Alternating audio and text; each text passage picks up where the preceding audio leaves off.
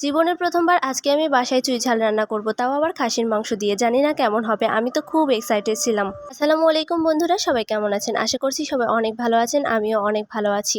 আজকে আমি চুই ঝাল রান্না করব, তাও আবার খাসির মাংস দিয়ে, জীবনে প্রথমবারের মতো। এর আগে চুই ঝাল খেয়েছি, কিন্তু সেটা রেস্টুরেন্ট থেকে কিনে খেয়েছি, বাসায় কোনোদিনও রান্না করা হয়নি। তাই ভাবলাম আজকে বাসায় রান্না করি। আমার এই খাসির মাংসগুলো ফ্রিজে ছিল, তাই ফ্রিজ থেকে আমি বের করে ভালো করে ভিজিয়ে নিয়েছি, মানে বরফ ছাড়িয়ে নিয়েছি। তারপর ভালোভাবে পরিষ্কার করে ধুয়ে এখানে এক টুকরো লেবু এবং সামান্য পরিমাণে লবণ দিয়ে কিছুক্ষণের জন্য ম্যারিনেট করে রেখে দেব। এতে করে কিন্তু খাসির মাংসের যে এক্সট্রা গন্ধ থাকে, এই গন্ধটা আর থাকবে না। একদমই আপনি বুঝতেই পারবেন না যে এটা খাসির মাংস। কিছুক্ষণ ম্যারিনেট করে রেখে দেওয়ার পর তারপর এটা আমি ভালোভাবে ধুয়ে নেব, যাতে করে লেবুর গন্ধ না থাকে। আর এই তো এদিকে আমি চুই ঝালগুলো কেটে নিয়েছি এই ফাঁকে। আর এই চুই ঝালগুলো আমি একটা পেজ থেকে অর্ডার করেছিলাম। বাজারে অনেক খোঁজাখুঁজি করেছি, কিন্তু পাইনি। যেই মাত্র পেজ থেকে অর্ডার করে চুই ঝাল বাসায় এনেছি, তখনই বাজারে চুই ঝাল আনা হয়েছে। কি একটা অবস্থা!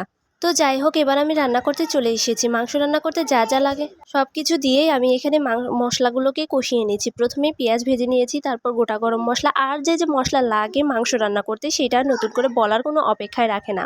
মশলাগুলো ভালোভাবে কষানো হলে যে খাসির মাংসটা আগে থেকে ধুয়ে পরিষ্কার করে রেখে রেখে দিয়েছিলাম, সেই খাসির মাংসটা দিয়ে দিব। দিয়ে মশলার সঙ্গে ভালোভাবে কিছুক্ষণ নাড়াচাড়া করে নেব। তো এইভাবে কিছুক্ষণ রান্না করার পর যখন মাংসটা একদম কষানো হয়ে যাবে, আর কষানো মাংস দেখতে অনেক বেশি লোভনীয় লাগে, দেখতেই পারছেন কতটা লোভনীয় লাগছে।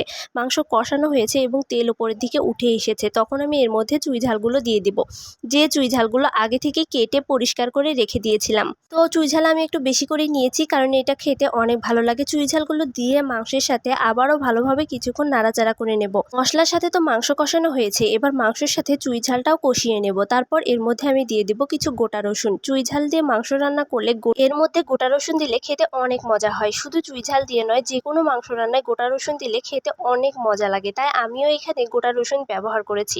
তারপর সবকিছু যখন একসঙ্গে কষানো হয়ে যাবে, এর মধ্যে পানি দিয়ে দেব মাংস সেদ্ধ হওয়ার জন্য। আমি আজকে দিনের বেলা এই ভিডিওতে ভয়েস দিয়েছি, এই কারণে সাইডের অনেক শব্দই আসতিছে, কখনো মোরগ ডাকতিছে, কখনো আমার ছেলে কথা বলতিছে। তো সবাই ক্ষমা সুন্দর দৃষ্টিতে দেখবেন, কেউ কিছু মনে করবে না প্লিজ। তো যাই হোক, এই তো মাংস রান্না হয়ে একদম শেষের দিকে। তারপর আমি এখানে একটু ভাজা জিরার গুঁড়া দিয়ে নামিয়ে নিব, যতক্ষণ না পর্যন্ত ঝোলটা শুকিয়ে আসছে। আর আমি এখানে কিন্তু একদম ঝোল রাখবো না, মাংসটা একদম মাখা মাখা রাখবো। মাংসটা দেখতে যেমন লোভনীয় হয়েছিল, খেতেও কিন্তু অনেক মজা হয়েছিল আসলেই।